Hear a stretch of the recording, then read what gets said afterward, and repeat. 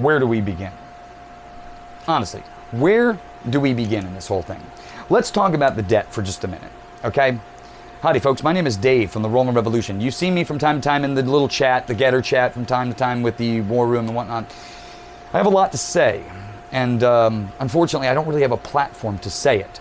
I also don't have a real big audience, so you're going to get this treat because I've got to tell somebody because it's really bothering me.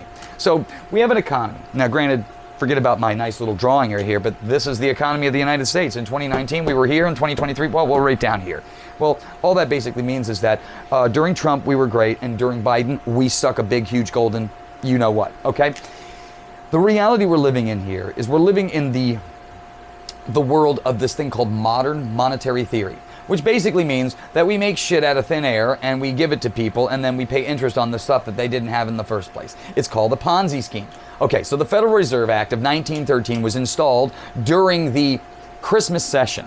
While all the Congress and senators were away on Christmas vacation, okay, they snuck this bill into federal law, which Woodrow Wilson signed into law and then regretted much, much later, okay, that you gave the American economy's monetary system to a private bank. Now that system we have had in play since 1913. 110 years this crap has been going on. And since the inception of the Federal Reserve System, the IRS has been also installed. Now think about this. So you have a Federal Reserve System, which is the biggest Ponzi scheme in the world, which is a setup, and they know it's a setup, in which they have to try to figure out a way to get money from the American taxpayer, okay, to pay off debt or money that has been borrowed by these banks or by the government from these banks, which they don't have in the first place. So think about this for a minute, okay? So you have a bank, right? A bank, okay, that has $0, okay? And it's gonna let you, the USA, borrow those $0. It's going to put, let's say 6 trillion. 6T. Okay, so the United States borrows 6 trillion from this beautiful, wonderful bank up here, which they don't have the money for, okay? And then at the end of the year, they take that $6 trillion that we borrowed from them, okay? And then they charge us interest.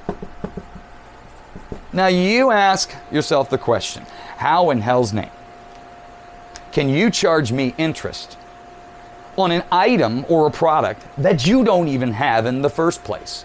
And that's full center. Let's go full center on this whole thing. So the Ponzi scheme is that you're going to go to work every single day and bust your ass, and you're going to pay that federal withdrawal. Okay? You're also going to pay a tax and luxury tax on all of these different goods that come into the country that you don't even pay for, that's embedded into the price. Okay? Now all that money is then collected and goes to the United States. Okay? All that cash comes in. And then they have to try to make some decisions. And you know what those decisions are? What they're going to spend the money on. Now, most of the time, the career politicians that you have no intentions of paying back the money that was spent by the prior idiots that were in Congress the session before and the session before and the session before. They just keep borrowing more money from this corrupted entity right here, these banks, the world banks. They just keep borrowing money from them, which they don't have, again. And we stupidly borrow it, put it into our treasury, and then pay interest back. Why? Because you, my friends, you are the backbone of this country. That's why Steve Bannon refers to you as you are the creditors committee. You are the backbone, and you are the one signing the checks, basically, so that the United States government can give this money back to these people here. Here's my point. This is how you solve this problem. You see this entity right here? It's called the Fed, right? What you do is you get rid of them. You throw them in the garbage. You pay back what you basically say, because they've been robbing us blind. And these are private bank entities. They're not Americans. They're a private bank entity. They don't give a shit about American people. All they care about is that you show up to work every single day and that you keep paying those taxes, because the IRS technically is the Gestapo for the Fed. What their job is to do is to make sure that you file that return every single solitary year, okay? You as an individual taxpayer, have to give a sheet. You have to say, this is what I made, this is all the money that I made this year, and this is the tax that I am going to give back as my portion as a good American citizen to my government. Now, in return, okay, the federal government is supposed to provide you with a sheet saying what they used your money for and what they spent it on. But if you noticed, and if you go back to Donald Rumsfeld in 2001 when he said that the United States government couldn't account for $2.1 trillion in defense spending and all this other stuff, this goes on all the time. Okay, so you have a problem. You have two problems. You have a corrupted entity called your Federal Reserve System, which is a Ponzi scheme bank that has been basically in play for the last 100 years, which has basically crippled the United States government. Okay? And then you have a group of politicians that have been installed by the Soros and the big funded lobbying crew of people that keep giving money to these individuals to do what? To spend the United States into complete bankruptcy. There's no way you can pay for this money that is borrowed. It's impossible, especially at the interest rates that they continue to keep raising and raising and raising. It's going to get to the point that you're just going to be paying interest. That's all you're going to be paying. You can't ever pay back the principal. But here's my point. When somebody's screwing you, like Trump said, it's the same thing that happened overseas when he was saying that all of these countries aren't paying their fair share and we're the ones throwing all the money into the pot and they're using all the money. The American taxpayer is the only taxpayer that is busting its balls for other countries. We give more money away in aid to other countries to do what? So that they're nice to us, so they like us a little bit more. How about this? How about we get rid of all of the government agencies that are playing these games around the world and installing nations, all around the world and putting the American taxpayer basically at the forefront of that, because we're paying for all that shit. We're paying for all of the wars. We're paying for all of these stupid luxury jets all over the place. We're paying for all this green shit. We're paying for the Ukraine. We're paying for Jerusalem. We're paying for everything. We give billions of dollars to Israel every year, billions of dollars to the Ukraine, billions of dollars all over the world. Do you know where we're not giving billions of dollars? You and me. They're not investing one damn dime into the American people. And the question you have to ask yourself is why? Do they hate you that much? Yes, they do. And this is what the War Room and Steve Bannon has been trying to wake up the American people to. And I can see his frustration because, again, there's a large portion of America now that has come to the conclusion that something just doesn't pass the sniff test, okay? But there is an even larger portion of people that they don't know what's going on. They know something doesn't make sense, but they can't put their finger on it. And they don't have the time to research it. So they're looking wherever they can. And now, with the mainstream media knocking down and really compartmentalizing all the information that they go out by getting rid of guys like Tucker Carlson or any type of free-range thinking journalist that actually asks real questions, that's done. So you can see how this system is slowly moving us towards a specific critical path.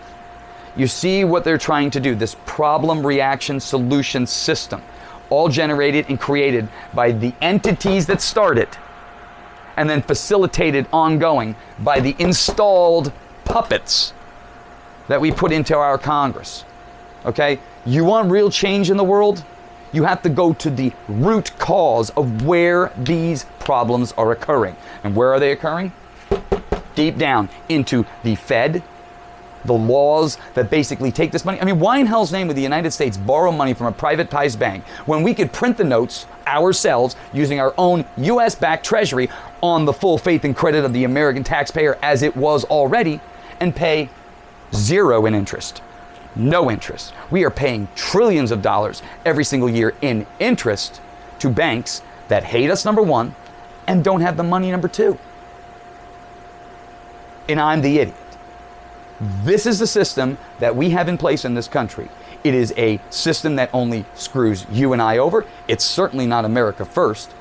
And then we're trying to understand why our government is asking us for more money. They want you to go to work and work a second job and work your ass off even harder because that interest has to be paid. And the government had to spend that money because of COVID and all of these emergency reasons and for the vaccines and all this other shit that they told you. They wrote checks on money that they didn't have. And now they're blaming you for not allowing them to raise the credit card limit a little bit more because they got ridiculous. They used all the money. Mother Hubbard's cupboard's empty. And now they want you to give them more. The answer is hell no. Until you can show us, the American people, that you even have a clue what a balanced budget looks like and what fiscal responsibility truly is, the answer is no. We're not playing the game anymore. We're done playing the game. Look at me when I say this, Mr. Joe Biden and Janet Yellen and the idiots that are working that at 1600 Pennsylvania Avenue. A MAGA is fully aware of what it is you're doing. And we are informing the neighbors and the people next to us. You can't stop what is coming, okay? You can hate Trump all you want to. You can beat him up. You can make him look like a fool. But it isn't Trump. Trump is just the focal point that you keep putting as the poster child, that straw man you keep trying to whip the piece of shit you try to beat the crap out of. We know what you're doing, but it's us that is coming. It's the 75% of the working class wage earners that are paying this shit, that are watching you take our treasure that is supposed to be reinvested back into the America that we are killing ourselves for every single day. We're watching all that money just get pissed away, and you have no answers for it. You have no answers for any of the stuff that you are doing. No, the answer is no. It's a hard no from me.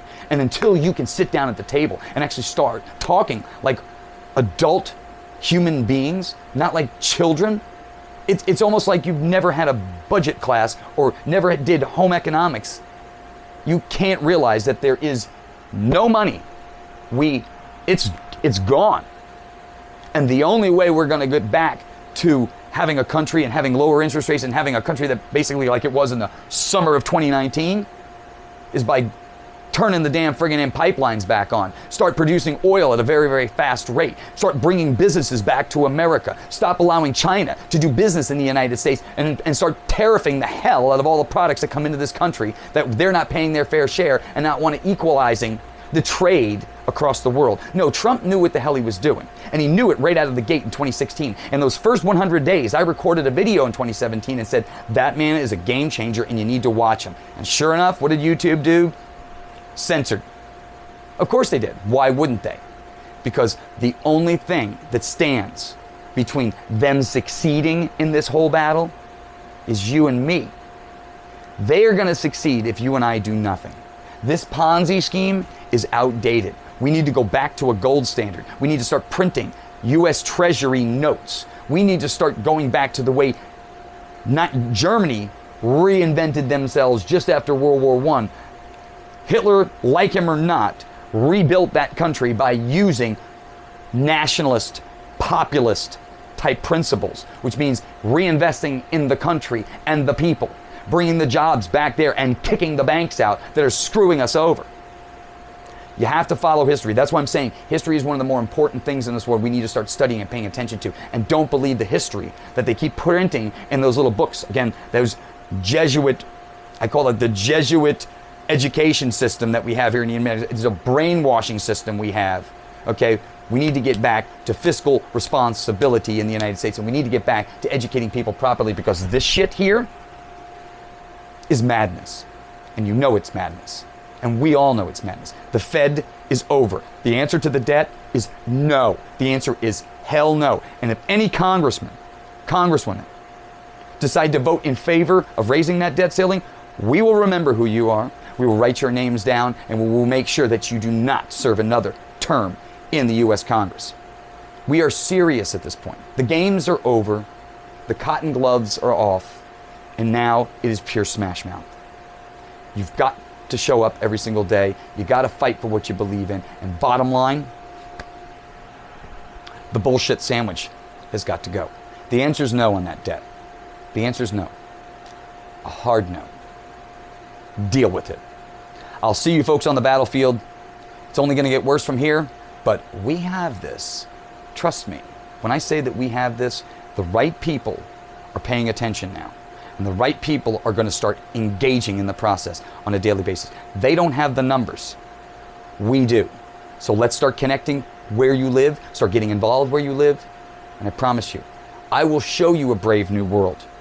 If you do the things that we say we're going to do, you plan your work, your plan, we will be successful in this whole outcome, I promise you. There is nothing to fear except the things that we don't do. So let's get up, let's participate, and let's be the America we once were. I'll see you on the battlefield, folks. God bless you all. Take care.